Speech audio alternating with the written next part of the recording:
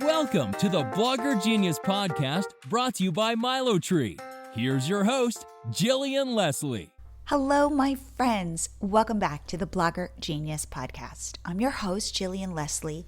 I'm a serial entrepreneur, a business coach, and a business translator. Before we get started with this rebroadcast, one of my most popular episodes from the last year, I wanted to ask you if you are thinking of adding a subscription to your blog or business. And if so, I would love to work with you to help you get paid. David and I, behind the scenes, are busy working on our next product called Milo Tree Easy Payments. It is for subscription businesses. It is a money button that you can add to your blog to quickly and easily get paid. And then you can manage your subscription business with the dashboard that we provide. It is so easy. And if you get in as a beta tester, it is so discounted, it's crazy. If you are thinking of adding a membership or subscription to your business, please go to milotree.com/beta tester and add your email, and I will reach out to you to explain next steps and help you think through your business and share how we can help you. Again, that is milotree.com/beta tester, and I really look forward to talking to you. So for today's episode, I have my friend Paula Rollo back on the show. I think this is a really interesting episode because Paula loves analytics. She loves digging into Google Analytics and Google Search Console so that she knows what kind of content to create. I do believe that every piece of content you are creating needs to be strategic. And Paula's going to share how to think about it, how to recognize what keywords you're ranking for and go after those keywords by creating more content around that. The goal is to be seen as an authority in Google's eyes, and we talk a lot about this. So if you're ever stuck for what to create, this episode will give you so many insights. So without further delay, here is my interview with Paula Rollo. Paula, welcome back to the show. Thank you for having me again. It's great to be back. I don't even know what number episode this is that you've been on, but you are like my most popular guest and one of my closest internet friends and friends. So thank you for being here. Nice. So we talked offline about content creation. And it's funny because we teach a coaching group, and in our second week, which we just taught yesterday, we talk all about content. And I think that there's this perception that when you're a blogger, you can just write about anything. And that somehow people are going to come, and not only that, but then men are going to show up at your front door with suitcases filled with money. That is what we all think, isn't it? Right? That's so day one vision right there. Yeah, I'm going to write about today. I'm going to kind of look out and go, today I'm going to write about parenting. And then tomorrow I'm going to do my favorite muffin recipe. And then on maybe next week, I'm going to talk about my last trip, whenever it was. And I'm just going to do this hodgepodge of content. And then I'm going to talk about my garden. And I've got all this great content.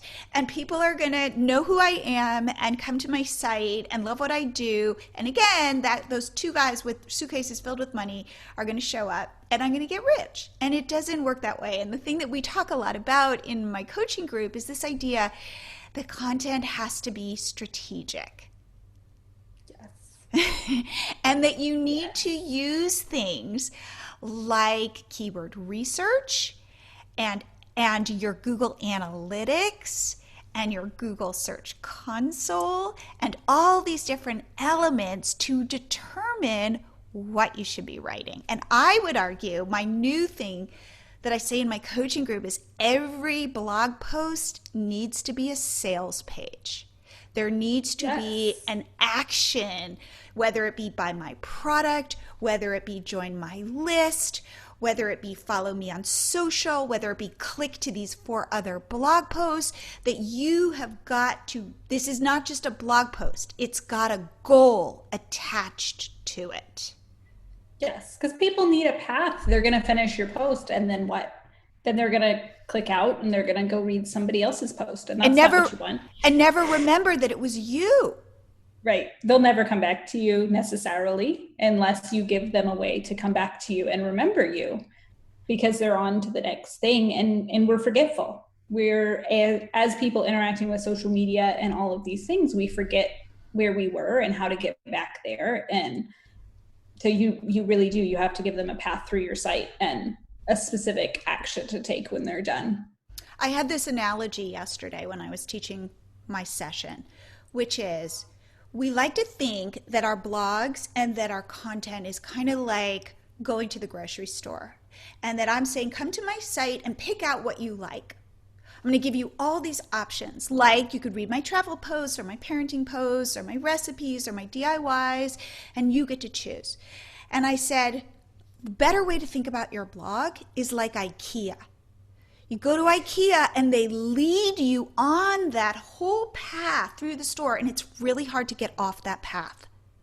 Yes. And you want to do that for your reader. You don't want to go, you guys decide. I don't know what you like. It's easier for me as a blogger if I just make it a grocery store, because then I don't have to think about creating that path. But if you can step back and really map it out, you will be in much better stead at the end. You will. And going to Ikea, I love Ikea, by the way. But the thing that they do is they make me want things I didn't know I wanted. And I know that like the popular thing is to be like, oh, I go to Target and Target tells me what I need. Like, that does not happen to me as much at Target as it does at Ikea, because at Ikea, there are things that I did not know existed and problems I didn't realize I was having. And they give me the solution to it, and I buy it because it's cheap and readily available. I have a problem. I don't go to Ikea very much because of this, but that is their secret sauce is, as you always say, secret sauce, is not just giving you the most popular thing. If you go to Target, you'll get the most popular thing. And I think sometimes that's our instinct, is like, let me link to this most popular. Everybody enjoyed this specific recipe, so I'm going to link to it in my parenting posts and my travel posts. But they really think through, what does this person need, whether they know they need it or not, and give you that right next step, which is what we need to be doing on our site strategically, is after a person reads this post, what do they need next? Definitely. All right. So you are the SEO expert. You think about this. My hunch is like when you're going to bed at night. But I dream about it. Literally, I've dreamed about keyword research, and I woke up and went, I'm such a nerd. I love that. Okay. So first, let's talk broadly. What are your thoughts about niching down? I have a lot of regrets about not niching down initially as a blogger. I will say that. I think you can be successful not niching down. So I'm not going to say that that's the only way to go.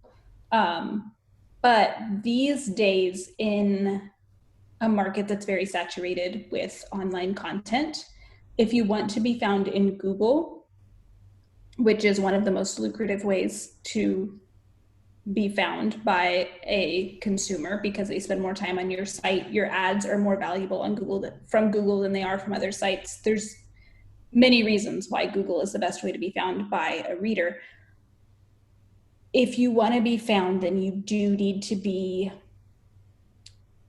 if not necessarily niched down, you have to be an authority. An expert. You can't just throw up a post on a topic, even if you are personally an expert on that topic, and expect Google to just be like, well, yeah, that's a great post, I'm going to rank it high. They're not going to, because you don't have the online authority on the topic that is needed to rank well for whatever specific topic you were writing about. Even if you wrote the most ultimate post that could ever be written on the topic, if that's the only one you have on it, Google's not going to really care.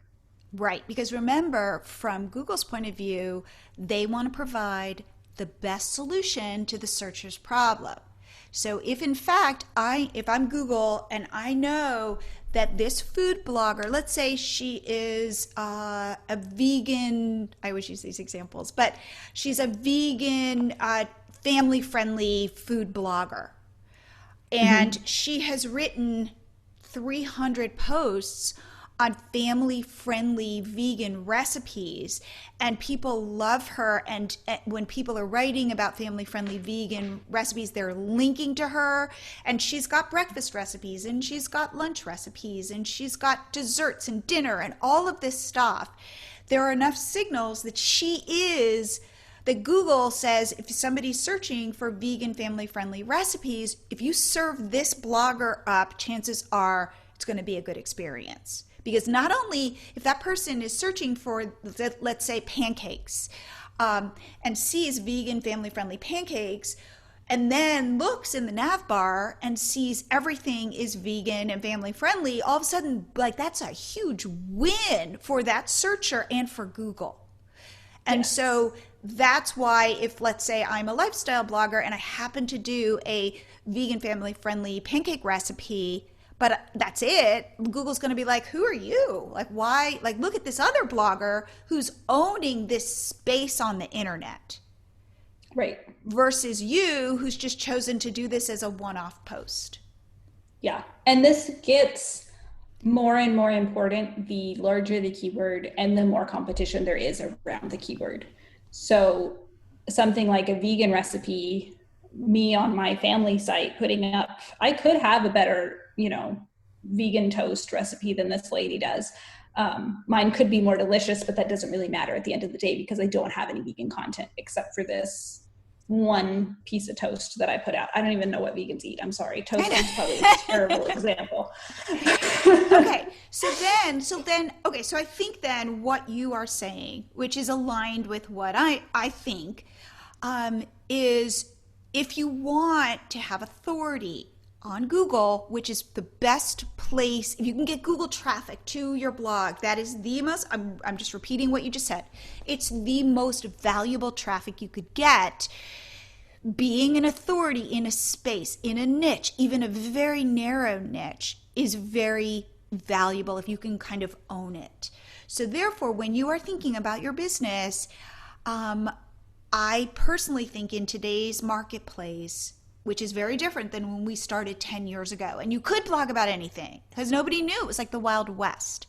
That today, if you want to make a mark, if you're thinking of monetizing, if you're thinking of selling products, if you're hoping your blog post gets seen, you do want to be building around specific niches or your specific niche and building off of that rather than doing kind of a scattershot strategy.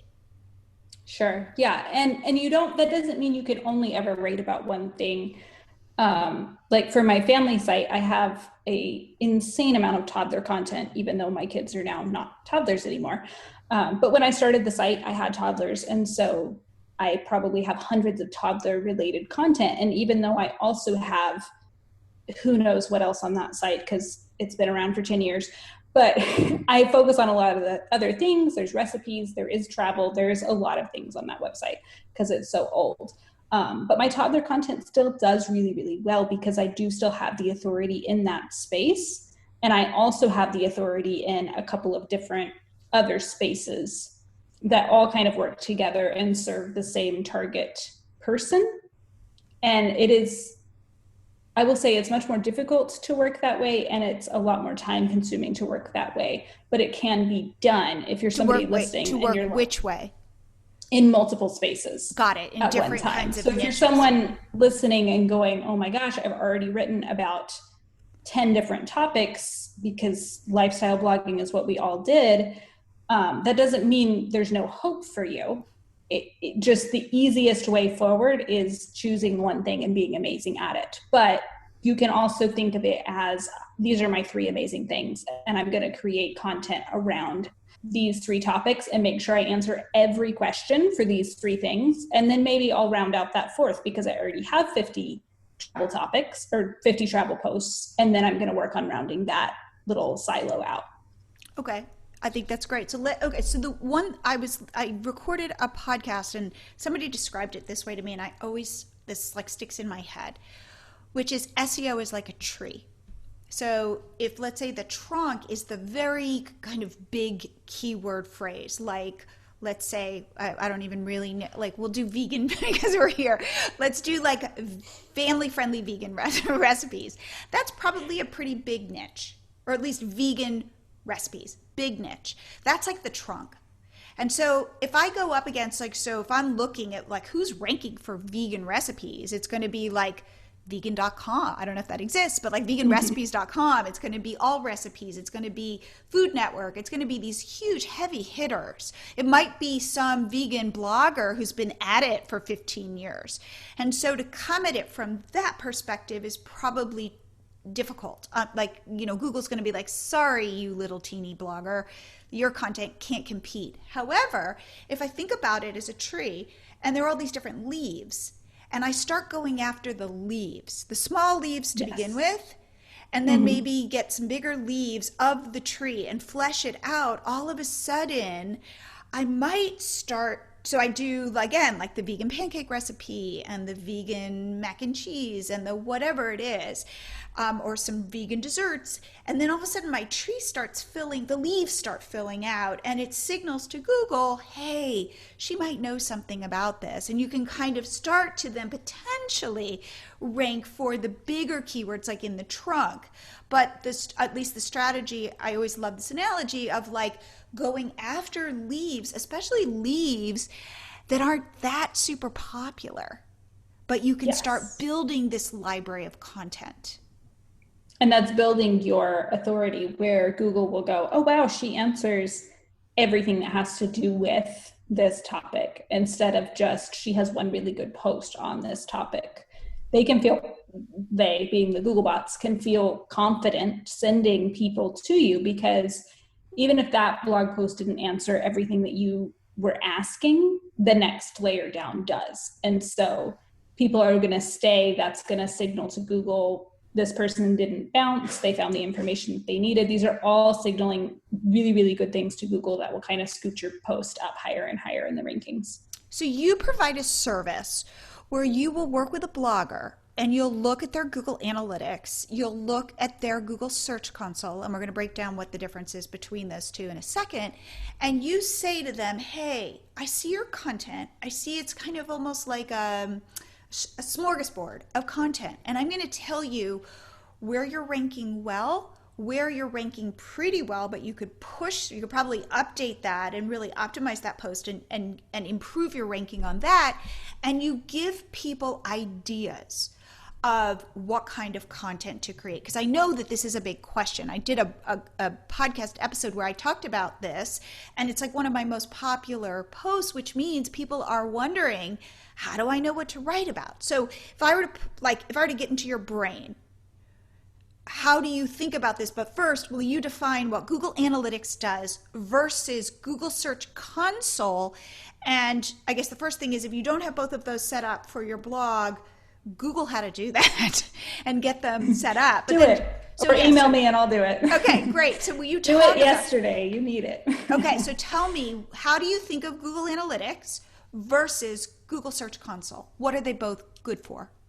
Sure. So Google Analytics is the tool that's telling you who's on your website, how long they were there. There's real-time analytics who will tell you, hey, there's 10 people on your site right now, and this is what they're looking at. It breaks down how many page views you got per post, where those views came from, so you can see if you're getting pin traffic, all this wonderful just information. You can go back, as long as you've had Google Analytics on your site, you can go back and compare dates. It's really, really valuable to see what's doing well. And what did well historically, to kind of try to say, like, last Christmas, this post was doing a lot better and now it's not. I need to reshare, or I need to update that post. So wait, can we just say Google Analytics and Google Search Console are free?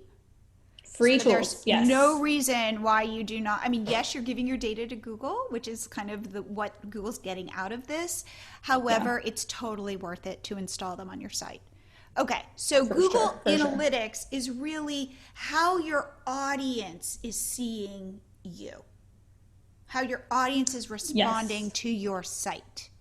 Yeah, you can see the average amount of time people spent on each page, what they did after they read a certain post. You can get really, really granular with it, or you can just kind of look over it and be like, okay, cool, I had 1,000 page views today. That's nice. You can kind of view it from a lot of different ways. And they also have an app, which can get obsessive, so be careful. By the way, Google Analytics can seem really overwhelming. So we have a cheat sheet that we offer, and it's your 3 basic things to look for in Google Analytics and how to get there. Nice. So that's good. Just to see, so you can know which of your posts are doing well. You can look at your overall traffic. I forgot what the third one is, but I think it's where your traffic is coming from. But if you want this cheat sheet, email me at jillian@milotree.com and I will happily send it to you. But this is like it could be your first entree into Google Analytics, and it will say, click on this, followed by this, followed by this, and here's what you're going to see. So you could start. Awesome. You could start there. Okay. So Google Analytics, how your audience is responding to your site. Google Search Console, what is that?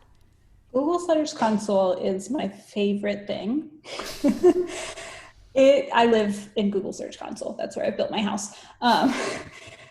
It tells you how Google sees your site, I guess would be to go with how readers see your site on Google Analytics. Google Search Console this is what Google's seeing. You get information about what position you're ranking in Google, because I don't know if you know this, that everybody's Google is a little bit different. So if Jillian searches toddler tantrums and I search toddler tantrums, we're going to get different results.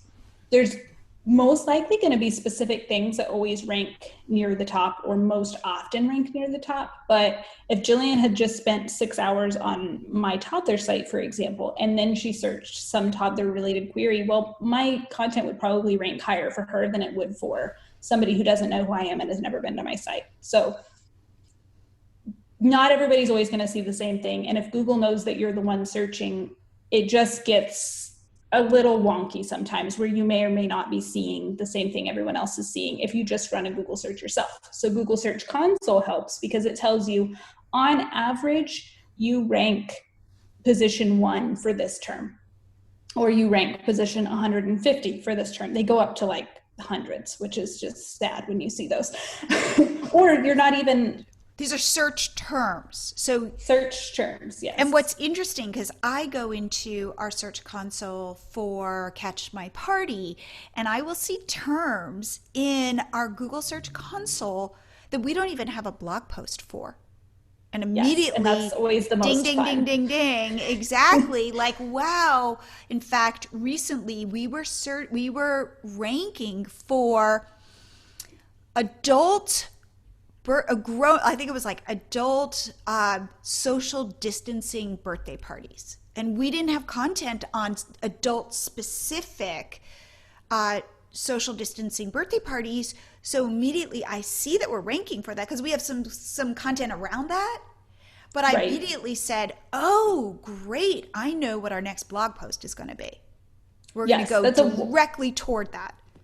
I like scrolling through, if you go into Google Search Console and then search results, and then it'll always show you like the top 10. And then I usually put it on 100 and scroll through.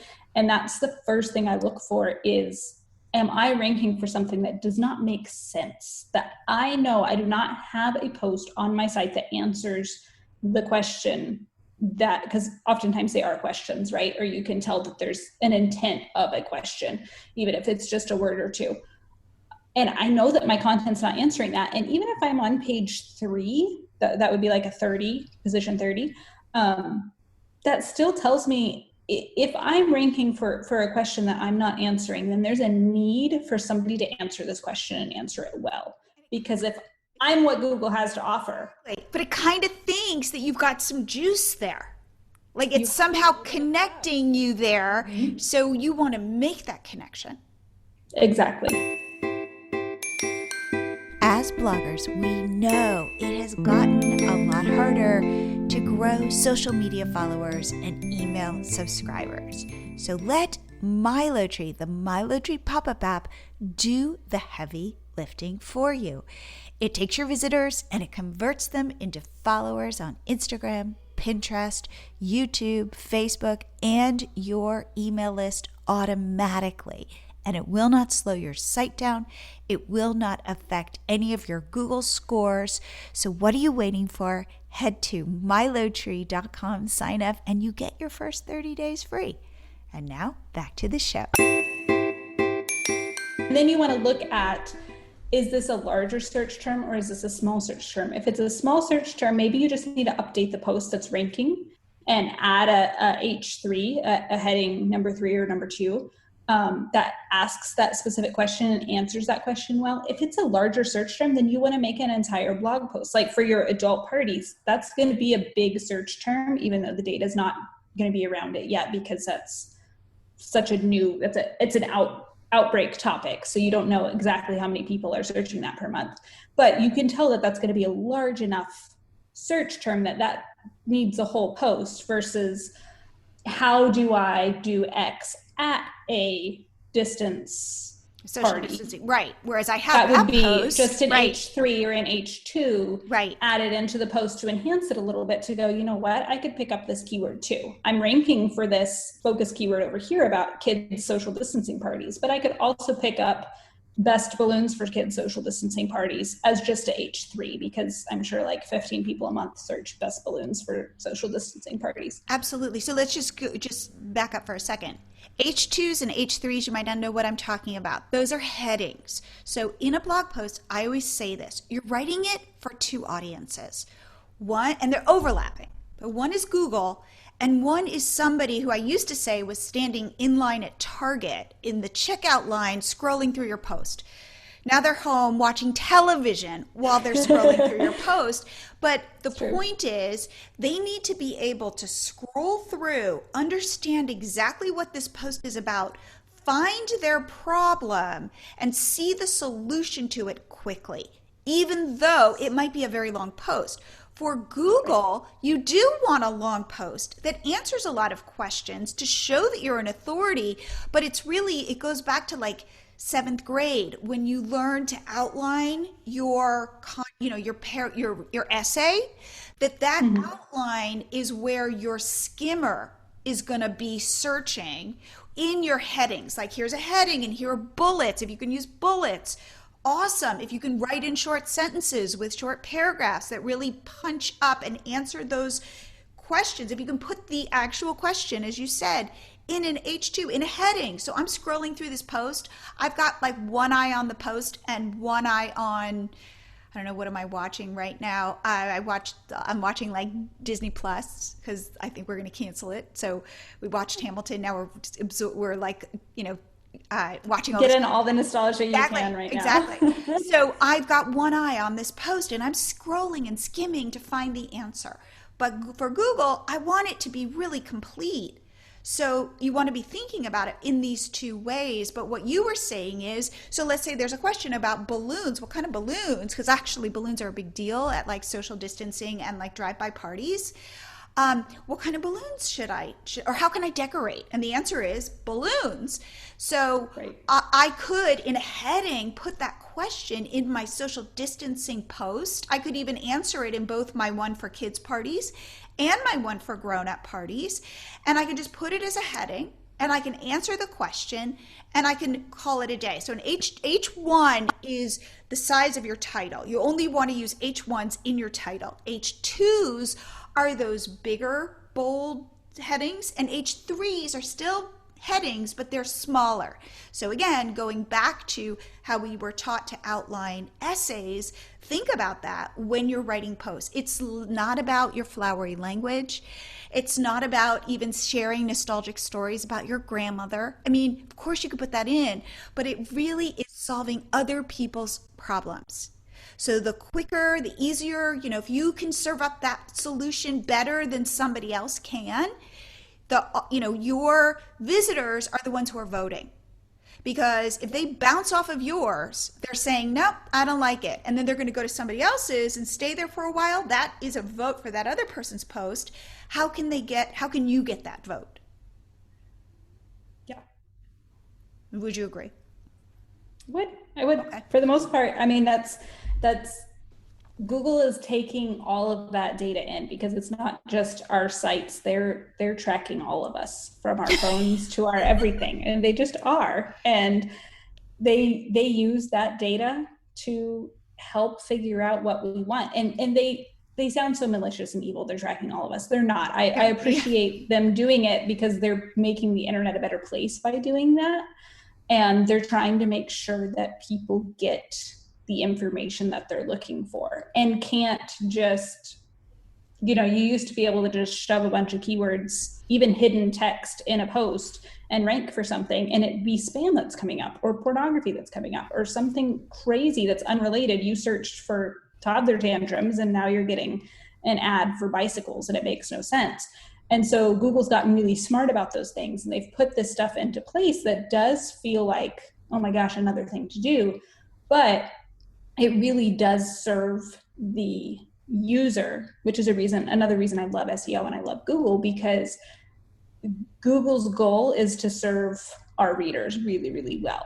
And I don't feel the same from social media right now, but our goals and Google's goals are aligned. And so if we are really putting out the best of the best content, and the user experience is amazing, and we are trusted, and we are formatting things well, like there's a bunch of things that go into it. But if we're really doing that, you will be rewarded in the search engines, because that's what Google's looking for. And that's in line with what we're already doing.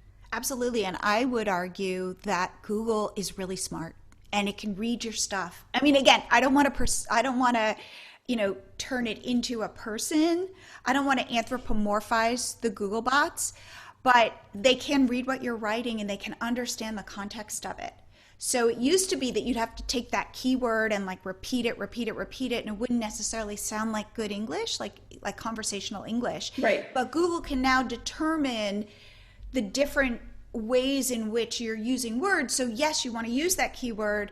You might want to use it a couple times, but you also want to use variations of that same keyword. You want to use it in different ways, different ideas. That it sounds relatable and readable, and you're not just writing for Google. You're writing for humans first, and you're thinking about Google second, but you want to be thinking about yourself as an authority. So let's go back to Google Search Console. You look at your 100 results of keywords you're ranking for, and you go through those, and you say to yourself, do I have posts for these? Could I update certain posts and put these keywords in, especially say if it's a keyword that I'm in the 30th position for this keyword, could I bump that up? Yeah, so about monthly, I do the thing that I said, where I go through and I say, am I not actually answering questions that I'm ranking for, that Google has noticed my site for? That's about a monthly exercise at this point, because for the most part, I've done it already. If there are questions that I wasn't answering, now I am, and I've rounded those things out. Then the next thing, just kind of like low-hanging fruit you can look for, is the position 9. I would say anything position 9 to 13. Look there first. So when you're in Google Search Console, you're in performance and search results. That's what you're looking at. And then under queries, you can select your average position, your impressions, your clicks, and your click-through rate. I like keeping them all on there because I want all the data. But the number you're looking for is the position, and that will be on the very far right. And look at 9, 10, 11, 12, because that means you're either at the very bottom of page 1, because there's 10 results per page of Google generally, or you're at the very top of page 2. And if you're in one of those two places, you're not going to see that in Google Analytics, because nobody cares about the bottom of page 1. People sometimes sort of a little bit care about the top of page 2, but not really, because if it's not on the first like 3 to 5 things of page 1, you're going to try a different search. You're going to be like, you know what, Google didn't understand me. I'm trying something else. Right. So what you want to do is grab those things that like Google already is like, hey, she did pretty good on this. Mm-hmm. But this is not something that you're going to go into your Google Analytics and say, hey, I got 1,000 page views on this last month. Let me update that. You're probably getting 0 page views on this post because it's at the bottom of page 1 and nobody cares about the bottom of page 1.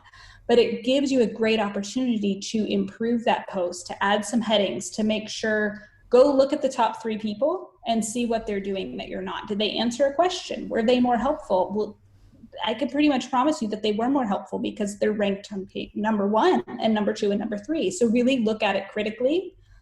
Don't act like that's your baby post that you love. Like, it's not, it's somebody else's baby. Be very judgmental of your blog posts in this moment and say, why is this other person ranking ahead of me? And work the things out, improve it. If you want to get like really advanced, you can resubmit it to search, or you can through Search Console, or you can just kind of wait it out. This is going to take, a couple of weeks and see how Google improves you. Most likely you'll move up a bit. I love that. Then if you only move up a little bit, you might do it again. Sometimes I go in stages, especially with really competitive keywords, and I'll do like round 1, I'm targeting this one keyword. And once we win it, then I add in a secondary keyword that I also want to win. And then I win that one, and then, you can keep going. This is why I get obsessed. But just kind of do your first round of edits and then be really critical again 2 to 3 weeks later and say, what did Google like? What did Google not like?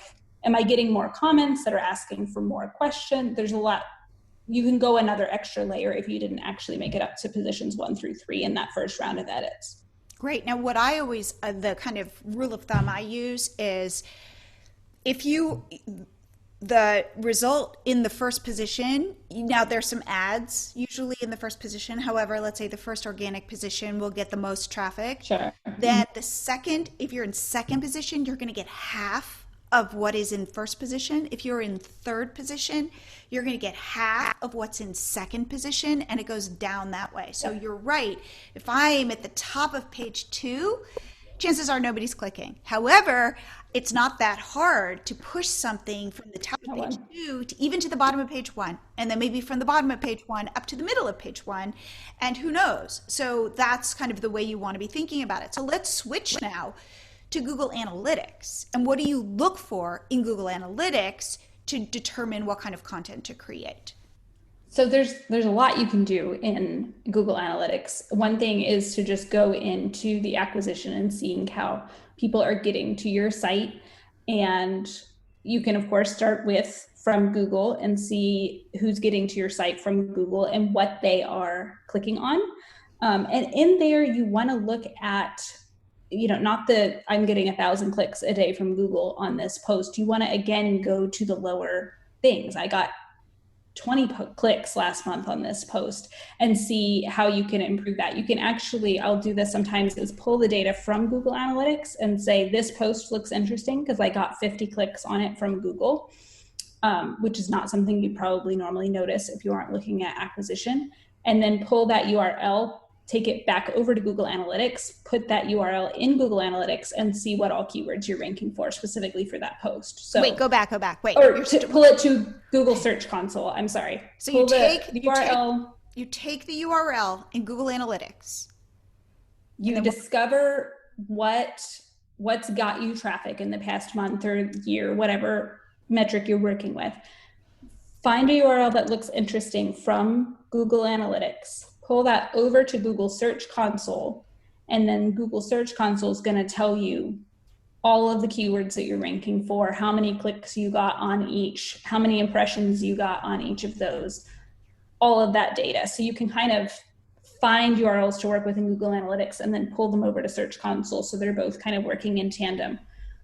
And then the other thing you can do is look at what is performing well on social media that you're getting a lot of Facebook traffic, Pinterest traffic, all of those things, but isn't showing up in Google.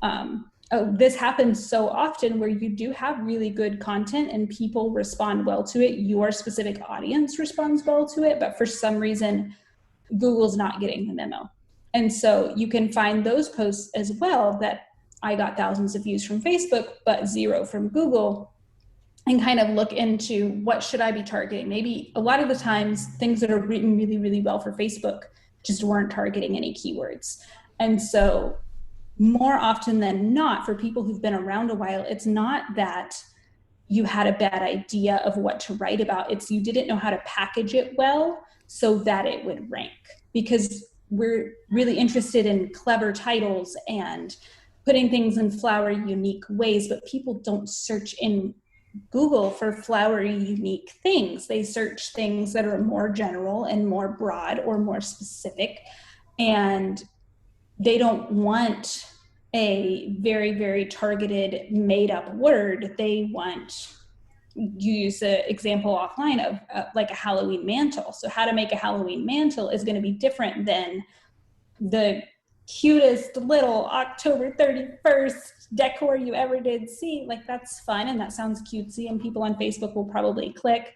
I obviously don't do any decorating because that probably sounded stupid, but we do that and we try to make things sound cute, and we forget to also target keywords that are practical that Google will give us traffic for. And so that can be a really good way of looking at what is doing well on Facebook and how do I need to reposition this slightly so that it doesn't take away from the user experience people are receiving on Facebook, but I can gain that broader audience on Google with this content I've already created that's already really valuable to my readers. And I think that's great. One other thing that I do is I look in our Google Analytics and I see what's trickling up, because if I look like once a week or so, I can watch the posts moving. And what I notice is, for example, TikTok parties are exploding right now because I have like 2 of my top 5 posts are TikTok related. So you know what that says to me? TikTok's exploding, go make more TikTok content. Because if I can own that, because it's new, right? It's like, it's a new trend and I want to be at the front of that trend. And the other posts that are ranking really well for me are about creating, throwing parties during social distancing, because as soon as shutdown quarantine happened, we started writing posts because I knew it's a land grab. And that lots of people are going to be writing posts. If I have a site called Catch My Party and I write about parties and I write about social distancing parties during quarantine, chances are we already have authority in that space. And now we're it's almost like you're a plant and you've just kind of sprouted another branch, and so I'm attached to like parties, but now here's this new sprout and I'm going to start building content around that. So I'm always looking for trends, things that are percolating up. Also, you will see holidays start percolating. Like all of a sudden people will find like the most random Halloween post from 4 years ago that I totally forgot about. But all of a sudden it's showing up at like position 67. And I'm like, whoa, I didn't even think of this. And so because it's showing up at, in position 67, I know it's got some juice. Somebody's sharing it somewhere, or a pin is doing well, or who knows. That to me says go into that post and update that post. Make sure you update the date, but also not just that, like maybe add a new photo, a new collage, a new something, answer another question, flesh it out so that Google can see that as a new post. So it's a little bit like I talk a lot about waves. And the idea is you want to ride the wave. Right now, social distancing is a wave. So for example, I wouldn't be writing about travel tips. I would be writing about cleaning out my pantry or how to keep my kids busy, or whatever other things that are related to where people are right now, because this is what people are dealing with. And if you can answer questions about what they're dealing with today, that's kind of the wave. So it'll be interesting to see, because Halloween is a huge wave for Catch My Party. So it's really interesting because certain posts that always kind of come back year after year, I'm curious to see if they actually come back this year and what it looks like.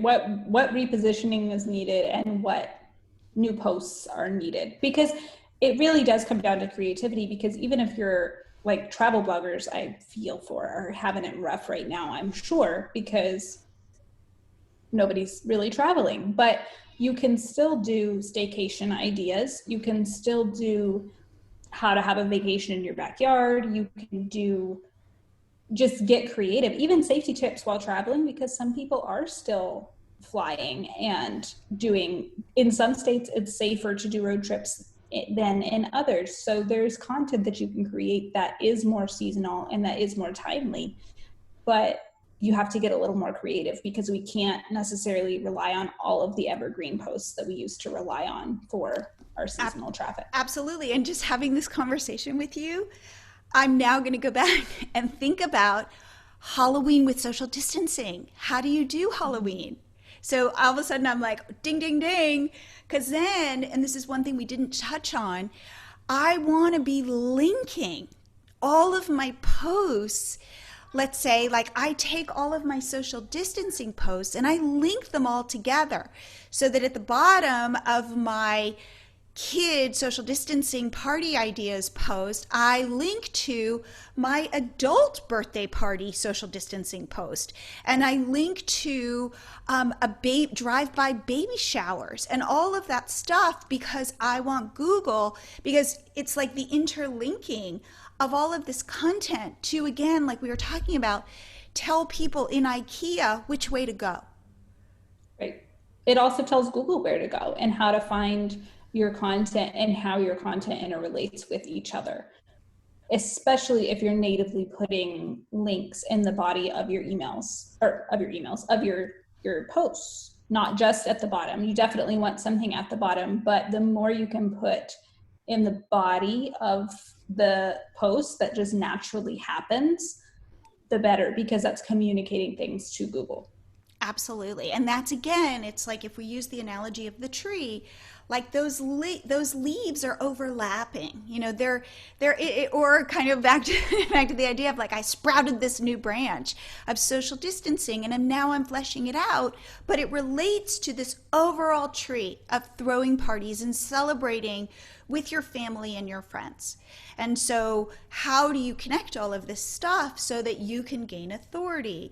And so this is not my time to go, you know what, I'm going to pivot catch my party, because people aren't necessarily throwing traditional parties. It's how do I pivot my content to adapt to the problems and the questions people are having today. It's less of a pivot and more of a reframing to today's problems, because one day we're going to need those parties again, and you don't want those parties to be gone, and you don't want all of the parties that you ever wrote to have to now be edited to be like distance versus not. You don't need to edit 1,000 posts twice. You just want to add in content that enhances how to make any party on the site a distance party versus editing every party where it's now Moana social distancing and Trolls social distancing. Like, no, don't do that to yourself. No, that's too absolutely, much. Absolutely. But there are ways to reframe content that will both serve your readers and be the best use of your time. I think that's terrific. Okay, any parting tips with Google Search Console or Google Analytics that you recommend? Oh gosh.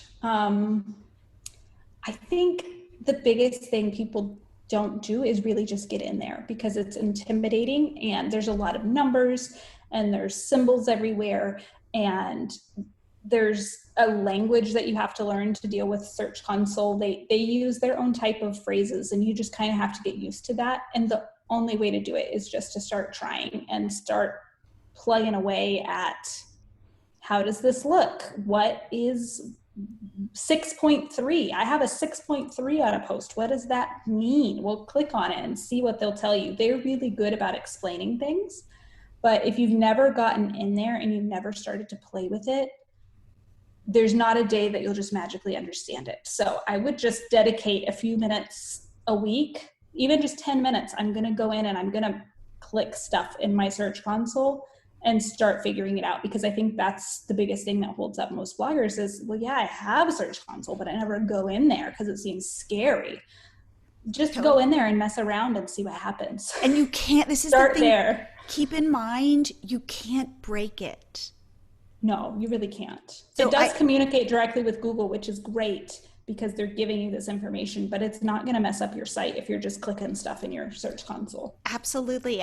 That's always my fear is I'm going to break stuff and then I'm going to have to go, David, fix this, help. But you can't break this, so just click around. And I like your suggestion, block out 10 minutes. Now, Paula, you offer a service. Will you tell what you offer and how people can find out about it? Yeah, so I realized that a lot of bloggers are creatives and they like the writing or the photography or the crafting or whatever creative side that you use. That's what's fun. And you don't want to necessarily have to go, let me jump in and look at some numbers today. That'll be great. So I started offering an SEO service where I go in and I look at your numbers and I do a full audit, and then I send you a document that usually has 10 to 12, because I found more than that feels really overwhelming. So I send about 10 to 12 things of this is what you need to write that's new, that's actually going to both boost your authority and content that you already have and maybe win some new keywords.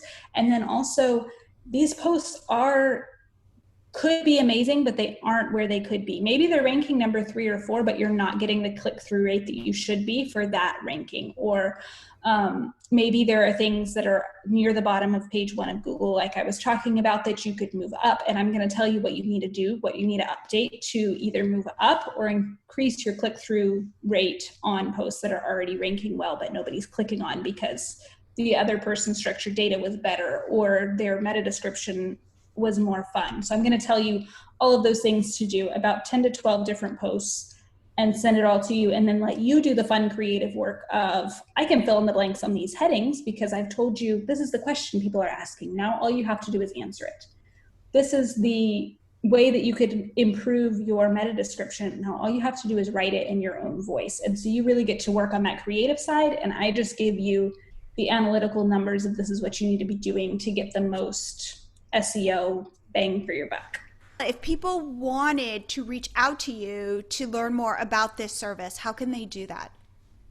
So you can either email me directly, paularollo@gmail.com, or go to my site. Spell out Paula Rollo. PAULAROLLO. So that's at Gmail, or same name, same spelling, paularollo.com. /SEO, and you can see more about this specific service where I tell you what you should write about and how to get the most SEO improvements for your day. Oh, wow. I think that is such a smart service. Oh my God. I'm like, I want you to get into my Google Analytics and tell me what to write. It's super fun for me because I just want to spend all my time in Google Analytics and Google Search Console. And I really like seeing like, oh my gosh, if this person would just make these 4 tweaks, it's going to be thousands of page views a month. And wow. It like, they're missing it and now they're not. And it just, this is the stuff that keeps me up at night and makes me dream about keywords. And what's cool though, is you get fresh eyes on somebody's site when it's when it's our own site. We can be blind to those opportunities. So to have somebody come in and go, you're missing this, here it is, I'm going to lay it out for you. Just follow these things and boom, you should see a big bump, like, oh my God, all the stuff that like somehow I've missed. I think that's brilliant. So and more often than not, it is those content that people are like, I forgot I have that post. I have a post like that on my website. I'm like, yeah, and it's ranking on page 1. You just need to improve it with the way you write now, and you'll be ranking, number 1, number 2, number 3. It's so much fun. Oh, Paula. Well, thank you, Paula. I love having you on the show. Thank you so much for coming back. Thank you for having me again. It's always fun to talk to you. I hope this episode really gave you a new way to think about content creation, using your data to make informed decisions. And I've got something cool for you, a free Google Analytics cheat sheet that shows you how to find the 3 pieces of information you need from Google Analytics. 1 is, what are your top posts? 2 is your overall traffic, what it looks like. And 3 is, where is that traffic coming from? Head to milotree.com/GA for Google Analytics. And if you are setting up a subscription business, I want to help you with that. So please head to Milotree. While you're there, head to milotree.com/ beta tester, and I can help you set up your subscription business quickly, easily, cheaply, and with no stress. So that's milotree.com beta tester. And I will see you here again next week.